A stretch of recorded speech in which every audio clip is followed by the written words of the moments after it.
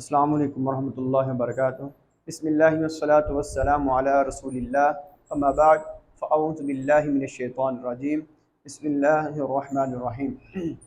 آمن الرسول بما انزل الیہ من ربہ والمؤمنون کل آمن باللہ وملائکتہ وکتبہ ورسلہ لا نفرق بین احد من رسلہ۔ جیسا کہ ہم ارکان ایمان پڑھ رہے تھے، جس میں ہم نے اللہ پر ایمان، فرشتوں پر ایمان، کتابوں پر ایمان پڑھ لیا تھا، آج ہم رسولوں پر ایمان پڑھیں گے، کیونکہ یہ بھی ایمان کا حصہ ہے۔ اگر ہم اس کو اسکپ کرتے یا نہیں مانتے تو ہم مومن نہیں بن سکتے۔ اللہ تعالیٰ کا قرآن پاک میں ارشاد بھی ہے، کل آمن باللہ وملائکتہ وکتبہ ورسلہ، یعنی ہر ایک رسول پر، فرشتوں پر، کتابوں پر، جتنی بھی سب پر ایمان لانا ضروری ہے۔ لا نفرق بین احد منہم، ہم کسی ایک کی تفریق نہیں کرتے۔ اب رسول کیسے ہیں؟ کچھ زیادہ فضیلت والے ہیں، کچھ کم فضیلت والے ہیں، کسی کو اللہ تعالیٰ نے درجات بلند کیے ہیں۔ جس طرح تیسرا پارہ جب شروع ہوتا ہے، تلک الرسل فضلنا بعضهم علی بعض، کہ اللہ فرماتے ہیں ہم نے بعض کو بعض پر درجات میں فضیلت دی ہے۔ جس طرح نبی اکرم صلی اللہ علیہ وسلم ہے، وہ سب سے آخری نبی ہے، سردار ہیں، امام ہیں، سب سے بڑھ کر ہے، لیکن آئے بھی سب سے آخر میں ہے۔ اس طرح آتا ہے قرآن میں، منہم من کلم اللہ، کچھ ایسے ہیں جنہوں نے اللہ سے کلام کیا ہے، وہ حضرت موسیٰ ہے، ٹھیک ہے۔ یعنی اس طرح اللہ تعالیٰ نے درجات رکھے ہیں انبیاء کے، رسولوں کے۔ آج ہم رسولوں پر اس کی ڈیفائن ہم کیسے کریں گے؟ رسولوں پر ایمان لانے کا کیا مطلب ہے؟ اللہ کے تمام انبیاء و رسول، رسول یہ رسول کی جمع ہے، اللہ کے تمام انبیاء و رسول حضرت آدم سے لے کر حضرت محمد صلی اللہ علیہ وسلم تک تمام پر ایمان لانا، جن کے بارے میں بتایا گیا یا جن کے بارے میں نہیں بتایا گیا، یعنی جن کا نام قرآن و حدیث میں آ گیا ان پر بھی ایمان لانا واجب ہے، فرض ہے، اور جن کا ذکر قرآن یا حدیث میں نہیں آیا، اس سے پہلے انبیاء ہیں جن کا علم صرف اللہ کو ہے، ان پر بھی ایمان لانا فرض ہے، واجب ہے۔ یہ ایمان کی ڈیفائن ہوگی، یہ رسولوں پر ایمان لانے کی۔ اب اگلی چیز ہے رسول، نبی اور رسول میں فرق کیا ہے؟ ہم کہتے ہیں نبی یا رسول ہے، اس میں کیا فرق ہے؟ یہ فرق آپ نے یاد رکھنا ہے، انشاءاللہ یہ آپ کے پیپر میں بھی آئے گا۔ اچھا، پیپر کے متعلق ایک اور بات کہنی تھی، پیپر آپ کا ایم سی کیوز ٹائپ ہوگا، اور وہ گوگل پہ ہوگا، آپ کا آن لائن ہوگا، یہ نہیں ہوگا اس میں کوئی چیٹنگ وغیرہ نہیں ہوگی۔ اس میں ایک ٹائم مخصوص کیا جائے گا، 1 گھنٹہ یا پونا گھنٹہ جتنا بھی کیا جائے گا، وہ آپ نے ایم سی کیو بس کرنا ہے، کوئی لکھنے والا کوئی کچھ نہیں ہے۔ یعنی فارن میں پوچھا جائے نبی اور رسول میں فرق ہے، رسول کسے کہتے ہیں، آگے سے آپشن دیے جائیں گے، ان میں سے جو کریکٹ آپشن ہوگا آپ اسے چوز کریں گے، یا نبی کسے کہا جائے اس کے آپشن ہوں گے، آپ نے کرنا ہے، یا آپ کی بیویاں کتنی تھی، 10 11 12 جتنی بھی آئیں گی، جو آپ کا آنسر ہوگا آپ نے اس پہ کلک کرنا ہے۔ یہی آپ کا 100 نمبر کا پیپر ہوگا۔ چلے نبی اور رسول میں فرق دیکھنے لگے تھے۔ رسول سے مراد جس کی طرف وحی کی جاتی ہو اور نئی شریعت لے کر آئے، یعنی رسول ہم اس کو کہیں گے کہ اللہ کا رسول کا مطلب ہوتا ہے بھیجا ہوا، رسول اسے کہیں گے جو اللہ کی طرف سے بھیجا ہوا ہے، اس کی طرف وحی بھی کی جاتی ہے، اور وہ نئی شریعت لے کر آتا ہے، اور اسی شریعت کو آگے پھیلانے کا، پہنچانے کا اسے حکم بھی دیا جاتا ہے، رسول اسے کہتے ہیں۔ اور نبی کسے کہتے ہیں؟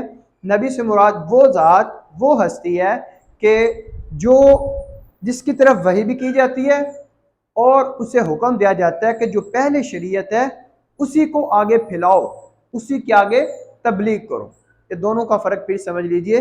رسول وہ ہے جس کی طرف وحی کی جاتی ہے اور وہ اللہ کا پیغام آگے پہنچاتا ہے اور وہ نئی شریعت لے کر آتا ہے۔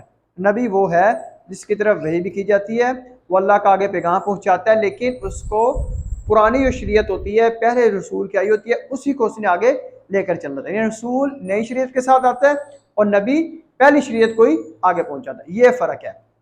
اس طرح ایک بات ہے کہ ہر رسول نبی ہے لیکن ہر نبی رسول نہیں ہے، یہ بھی آپ کا ایم سی کیو انشاءاللہ ہوگا۔ ہر رسول نبی ہے لیکن ہر نبی رسول نہیں ہے، یہ آپ نے لکھنا بھی، ادھر میں نے یہ چیز لکھی نہیں ہوئی۔ اب آگے چلیے، انبیاء کی تعداد کتنی ہے، کتنے انبیاء ہیں؟ کم و بیش 1,24,000 کہا جاتا ہے، یہ صرف کہا جاتا ہے، اس کا حقیقی علم صرف اللہ ہی کو ہے کہ انبیاء کتنے ہیں، کتنے آئے ہیں، ٹھیک ہے۔ اس طرح آتا ہے نا حدیث میں کہ قیامت والے دن کچھ ایسے انبیاء ہوں گے جس کا بہت زیادہ امتی ہوں گے، کہیں آئیں گے اس کے پاس 10، کسی کے پاس 20، کسی کے پاس کوئی ایسا نبی جس کا صرف ایک امتی ہوگا۔ تو آپ نے فرمایا میں قیامت والے دن فخر کروں گا کہ جب 120 ٹوٹل صفیں ہوں گی لوگوں کی، تو 80 صفحے جو ہوں گی میری امت کی ہوں گی، باقی 40 صفحے باقی ساری انبیاء کے. لیکن دیکھو 1 لاکھ سے زیادہ اگر ہیں یا جتنے بھی انبیاء ہیں سب کی امتوں کو ملا کر 40 صفحے ٹوٹل بنے گی. تو نبی کریم صلی اللہ علیہ وسلم کی امت 80 صفحوں کی. یہ دیکھیے آپ صلی اللہ علیہ وسلم کہتے ہیں مجھے فخر ہے کہ میری امت زیادہ بھی ہوگی. اسی آگے قرآن پاک میں 25 انبیاء کرام کے نام آئے ہیں. سورۃ الانعام ہے، آیت نمبر 83 سے 86 تک ہے. یہ میں مزید کنفرم کروں، مجھے لگتا ہے یہی 83 سے 86 تک. کچھ نام اس میں ہے، باقی 1-2 جگہ پہ اور بھی ہیں.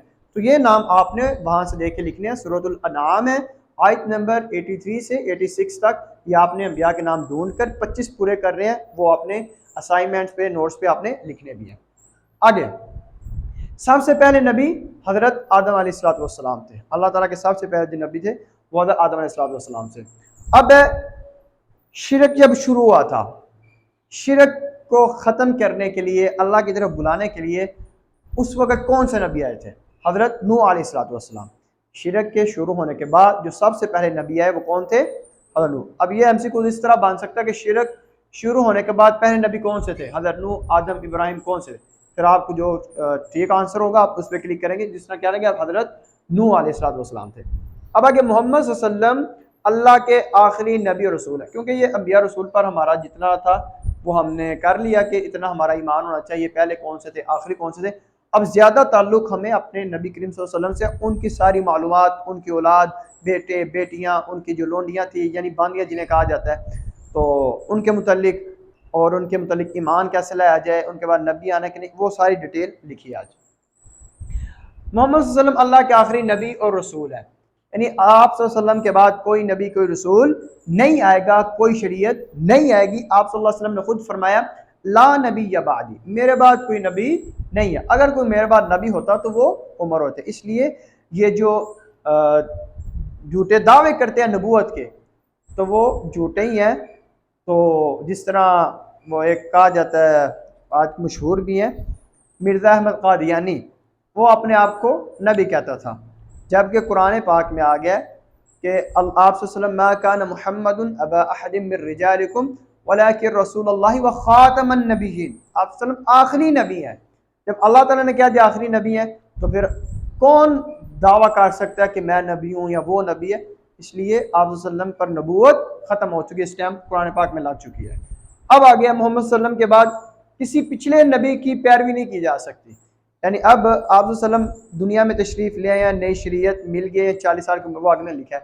آپ صلی اللہ علیہ وسلم شریعت مل گئی ہے، رسول بن گئے، نبی بن گئے. اب ان کی موجودگی میں، ان کی شریعت کی موجودگی میں ہم کسی پہلے نبی کی پیروی نہیں کرتے. جس طرح حضرت موسیٰ کو تورات ملی ہے، عیسیٰ کو انجیل ملی ہے، داؤد کو زبور ملی ہے، جتنے بھی جو صحیفے وغیرہ ملے ہیں، جو کچھ بھی ہے ہم ان کی پیروی نہیں کریں گے کیونکہ آپ صلی اللہ علیہ وسلم کی شریعت آ چکی ہے. اب دیکھیے یہاں پر بھی جھگڑا ہوا تھا.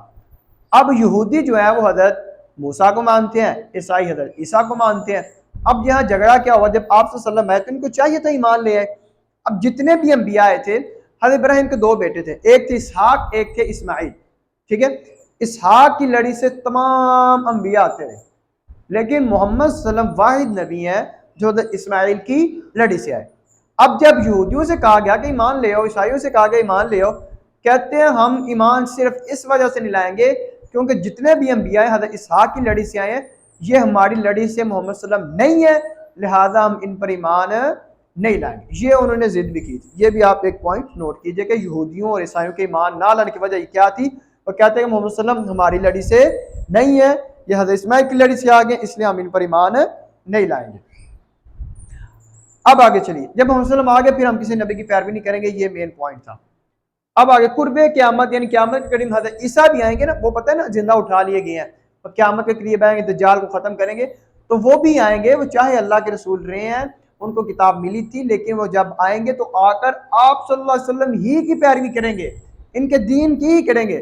جس طرح آتا ہے نا، وہ جب فجر کے وقت آئیں گے ان سے کہا جائے گا کہ آپ نماز پڑھائیے، آپ نبی، وہ کہیں گے نہیں میں محمد صلی اللہ علیہ وسلم کا امتی بن کر آیا ہوں، میں نبی تھا لیکن اب میں آیا ہوں تو محمد صلی اللہ علیہ وسلم کو امتی بن کر. دیکھیے محمد صلی اللہ علیہ وسلم کتنی شان ہے کہ نبی بھی امتی بن کر آئے ہیں.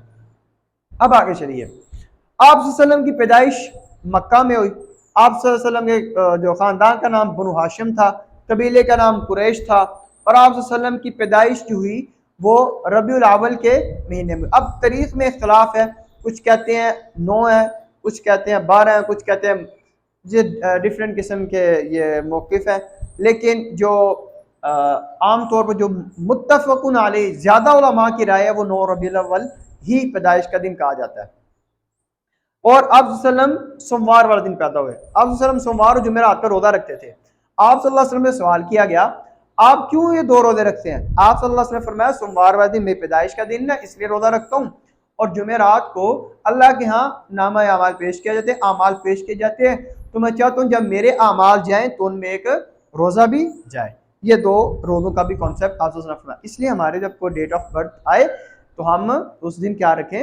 روزہ رکھنا چاہیے، آپ صلی اللہ علیہ وسلم کی سنت ہے۔ ویسے بھی ہمیں سوموار اور جمعرات کا روزہ رکھنا چاہیے۔ اب آگے ہے آپ صلی اللہ علیہ وسلم کی والدہ کا نام آمینہ تھا اور آپ صلی اللہ علیہ وسلم کے والد کا نام عبداللہ بن عبد المطلب تھا، یہ میں نے ادھر لکھے ہوئے ہیں۔ اس طرح آپ صلی اللہ علیہ وسلم کا پہلا نکاح حضرت خدیجہ بنت خویلد رضی اللہ تعالی عنہا سے ہوا۔ اب ادھر ایک چیز نوٹ کر لیجئے کہ جب کسی مرد صحابی کا نام آئے گا تو اس وقت رضی اللہ تعالی عنہ کہیں گے، اور جب کسی عورت صحابی کا ذکر، صحابیہ کا ذکر ہے تو اس وقت رضی اللہ تعالی عنہا کہیں گے۔ کسی مرد صحابی کا ذکر ہے تو رضی اللہ تعالی عنہ، کسی عورت صحابیہ کا ذکر ہے تو رضی اللہ تعالی عنہا کہیں گے۔ اگر 2 صحابہ یعنی 2 مردوں کا ذکر ہے تو رضی اللہ تعالی عنہما کہیں گے، اگر 2 سے زیادہ مردوں کا ذکر ہے صحابہ کا تو پھر رضی اللہ تعالی عنہم کہیں گے۔ اب عورتوں کی طرف آئے، عورت اگر ایک صحابیہ ہو تو رضی اللہ تعالی عنہا کہیں گے، 2 صحابیہ ہوں تو رضی اللہ تعالی عنہما ہی کہیں گے، جس طرح 2 مردوں کے لیے عنہما کہا جاتا ہے عورتوں کے لیے بھی عنہما، لیکن 2 سے زائد عورتیں ہوں یعنی صحابیات ہوں تو رضی اللہ تعالی عنہن کہا جائے گا۔ یہ تینوں پوائنٹ آپ نوٹ کر لیجئے، میں ادھر لکھ بھی دیتا ہوں۔ پہلے ہے ایک مرد صحابی ہو، ٹھیک ہے، اس کے لیے ہم کیا کہیں گے؟ رضی اللہ تعالی عنہ۔ اب یہ دیکھیے اللہ نے خود یہ ان کو یہ سرٹیفکیٹ دیا، جس طرح سورہ بینہ کے آخر میں آتا ہے رضی اللہ عنہم ورضوا عنہ، کہ اللہ ان سے راضی ہو گیا اور وہ اللہ سے راضی ہو گیا، اس لیے رضی اللہ تعالی عنہ کہیں گے ایک مرد کے لیے، اور 2 کے لیے کیا کہیں گے کہ رضی اللہ تعالی لکھ کر آگے عنہما لکھ دیں گے۔ اگر 2 سے زائد ہوں تو پھر کیا کہیں گے؟ رضی اللہ تعالی عنہم۔ اب یہی عورتوں کا حساب، یہ ادھر ایک لائن لگا لیں، عورتوں کے لیے کیا کہیں گے؟ اگر ایک عورت ہے رضی اللہ تعالی عنہا کہیں گے، اگر 2 ہیں تو عنہما ہی کہیں گے، یہ جو ادھر لکھا ہوا ہے۔ اگر 2 سے زائد عورتیں ہیں تو عنہن کہیں گے۔ یہ ایک کانسیپٹ سمجھ، کیونکہ آپ صحابیات کے نام، صحابہ کے نام آتے ہیں تو کم از کم آپ کو یہ چیزیں پتہ ہونی چاہیے۔ اب آگے چلیے، آپ صلی اللہ علیہ وسلم کو نبوت ملی ہے تو 40 سال کی عمر میں ملی ہے، ٹھیک ہے۔ آپ صلی اللہ علیہ وسلم جب 40 برس کے ہوئے غار حرا میں تھے، پہلی وحی وہاں پر آئی، اقرأ بسم ربک الذی خلق، یعنی سورۃ علق کی پہلی 5 آیات، ابتدائی آیات وہ آپ صلی اللہ علیہ وسلم پر وحی ہے، تو 40 سال کی عمر میں آپ صلی اللہ علیہ وسلم کو نبوت ملی۔ اس طرح آپ کو نبوت ملنے کے بعد آپ صلی اللہ علیہ وسلم 13 سال مکے میں رہے اور 10 سال مدینہ میں رہے، یعنی ٹوٹل ان کی جو نبوت کی عمر تھی، جو تبلیغ کی عمر تھی، نبی بن کر رسول بن کے رہے، وہ 23 سال کا عرصہ بنا، 13 سال مکہ میں اور 10 سال مدینہ میں۔ اسی طرح آپ کی اولاد میں دیکھا جائے تو آپ صلی اللہ علیہ وسلم کے 3 بیٹے تھے اور 4 بیٹیاں تھیں۔ بیٹے تو چھوٹے ہی تھے، وہ سارے وفات پا گئے تھے۔ پہلے بیٹے کا نام قاسم تھا، ایک بیٹے کا نام قاسم تھا، ایک کا نام عبداللہ تھا اور ایک کا نام ابراہیم تھا۔ یہ آپ صلی اللہ علیہ وسلم کے 3 بیٹے تھے۔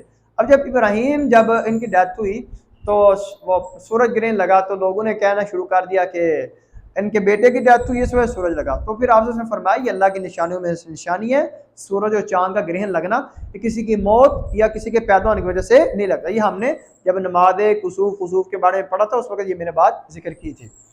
اب آگے آپ کے بیٹوں کا نام ہو گیا قاسم، عبداللہ اور ابراہیم۔ اب بیٹیوں کے نام کیا ہیں؟ زینب رضی اللہ تعالی عنہا، رقیہ رضی اللہ تعالی عنہا، ام کلثوم رضی اللہ تعالی عنہا اور فاطمہ رضی اللہ تعالی عنہا۔ اب یہ ایک ایک کا میں نے نام بولے تو رضی اللہ تعالی عنہا لگایا ہے، لیکن 2 کا نام لوں گا، زینب رقیہ پھر رضی اللہ تعالی عنہما، لیکن میں سب کا نام لوں زینب رقیہ ام کلثوم اور فاطمہ پھر رضی اللہ تعالی عنہن، یہ عورتوں کے لیے جمع مونس کا صیغہ ہوگا۔ آگے آپ کی بیویوں کو ازواج مطہرات کہا جاتا ہے، یعنی ازواج کہتے ہیں بیویوں کو، مطہرات جو پاکیزہ ہیں، آپ کی بیویاں ہے ہی پاکیزہ ہیں، اور امہات المؤمنین بھی کہا جاتا ہے، مومنوں کی مائیں۔ اب اللہ تعالیٰ نے قرآن پاک میں فرمایا النبی اولا بالمؤمنین وازواجہ من انفسہم وازواجہ امہاتہم، کہ آپ صلی اللہ علیہ وسلم کی بیویاں مومنوں کی مائیں ہیں۔ جو ان کو مائیں نہیں مانتا، کیونکہ اس طرح کے لوگ ہیں جو صحابیات پر، امہات پر ان کو گالیاں دیتے ہیں، ان پر طعن و تشنیع کا نشانہ بناتے ہیں، حضرت عائشہ رضی اللہ عنہ کو مین نشانہ بنایا جاتا ہے۔ تو یہ مومنوں کی مائیں ہیں۔ تو کوئی کہتا ہے میں مومن، میں عائشہ کو ماں نہیں مانتا، تو نہ مانے بھائی، وہ ہے ہی مومنوں کی مائیں، مومن ہوئے تو آپ مان لیں، کیونکہ اللہ تعالیٰ کا فیصلہ ہے کہ وہ حضرت عائشہ مومنوں کی مائیں ہیں۔ جتنی بھی نبی کریم صلی اللہ علیہ وسلم کی بیوی ہیں وہ مومنوں کی مائیں ہیں۔ سورہ احزاب کے پہلے رکوع میں اس آیت کا ذکر ہے جہاں پر اللہ تعالیٰ نے فرمایا کہ نبی کی بیویاں مومنوں کی مائیں ہیں۔ اب آگے ہے آپ صلی اللہ علیہ وسلم کی باندیوں کے نام، باندی کہتے ہیں لونڈی، تو باندیوں کے نام ہے ماریہ قبطیہ بنت شمعون، نام کیا ہے؟ ماریہ قبطیہ بنت شمعون۔ آگے ریحانہ بنت زید، اور تیسرے نمبر پہ ہے جمیلہ۔ یہ تین آپ صلی اللہ علیہ وسلم کی باندیاں تھیں، لونڈیاں تھیں، یعنی غلام ہوتے تھے نا جو جنگوں میں۔ ان کا کانسیپٹ کیا ہے یہ تھوڑا سا سمجھ لیجیے، کہیں آپ کے مائنڈ میں سوال ہو کہ باندیاں کیا ہوتا ہے، غلام۔ اس وقت جب جنگ لڑی جاتی تھی تو جنگ جب کوئی جیتا تھا، فتح پاتا تھا، تو اس وقت جو مال آتا تھا، جو لوگ آتے تھے ان کو قیدی بنا کر لایا جاتا تھا، تو جو مرد آتے تھے ان کو غلام بنا لیا جاتا تھا، اور جو عورتیں آتی تھی انہیں باندیاں بنا دیا تھا، لونڈیاں بنا دیا جاتا تھا۔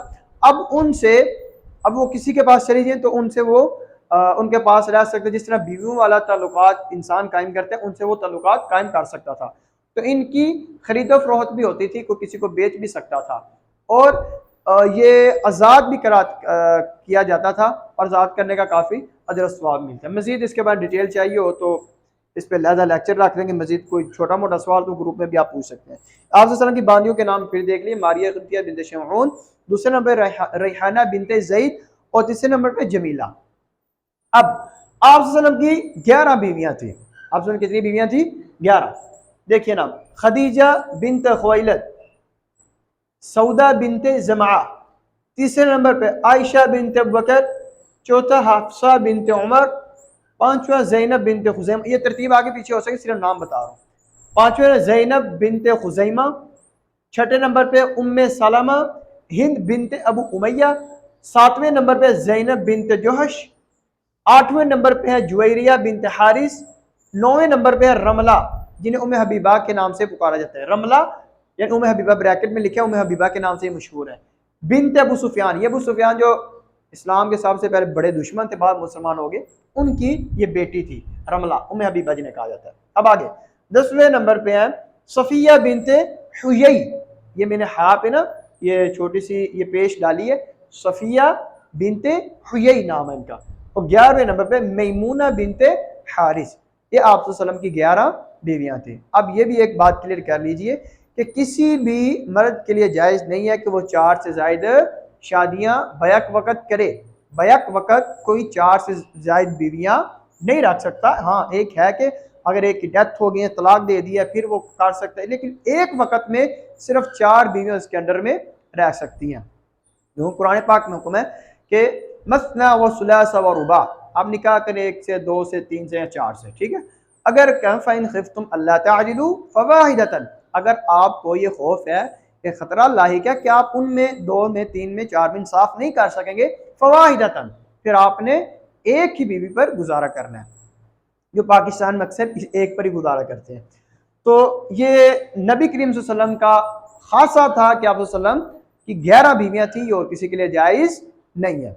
اب آگے آپ صلی اللہ علیہ وسلم کا نام سن کر درود پڑھنا چاہیے، ٹھیک ہے، کیونکہ ایک دفعہ آپ صلی اللہ علیہ وسلم ممبر پہ بیٹھے، آمین آمین کہا 3 دفعہ، ان میں سے ایک دفعہ آمین کہا، حضرت جبرائیل نے فرمایا وہ شخص خاک و لوگ ہو، نامراد ہو، تباہ و برباد ہو جس نے آپ کا نام سنا اور درود نہ پڑھا۔ تو آپ صلی اللہ علیہ وسلم نے اس پر کہا تھا آمین، اس لیے جب بھی آپ صلی اللہ علیہ وسلم کا نام آئے تو ہمیں آپ صلی اللہ علیہ وسلم درود پڑھنا چاہیے۔ یہ میں نے صرف نا درود پاک اس لیے لکھا کیونکہ یہ کافی لمبا ہو جانا تھا، لیکن جب بھی بولا جائے گا آپ نے چاہے تو آپ اس کو ضرور لکھیں، یہ تو صرف بورڈ ذرا اتنا سا کہ سارا کمپلیٹ اس پہ آتا نہیں، اس لیے میں نے صلی اللہ علیہ وسلم نہیں ساتھ لکھا۔